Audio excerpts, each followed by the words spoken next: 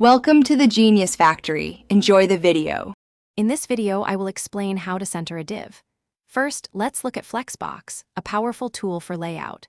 To center an element, simply apply Display, Flex to its parent. Then, use Justify Content. Center to align it horizontally and align items. Center to align it vertically.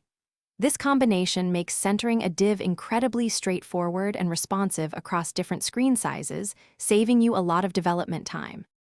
Next, we have CSS Grid, another excellent method for centering.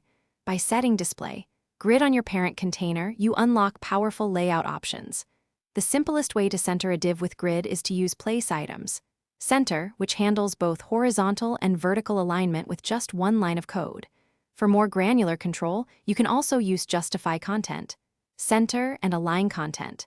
Center separately, offering great flexibility.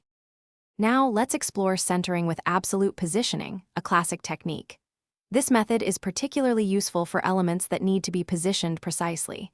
You'll set position, absolute on the div you want to center.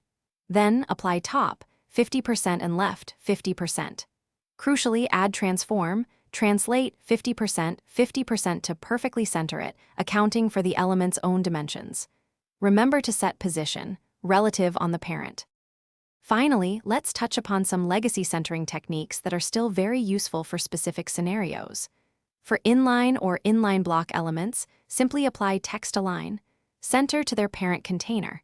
If you have a block-level element, you can horizontally center it by setting Margin, 0 Auto. These methods are straightforward and effective for single-axis centering, providing reliable solutions, especially when dealing with older codebases or simpler layout needs. Thanks for watching. If you found this helpful, don't forget to like and subscribe.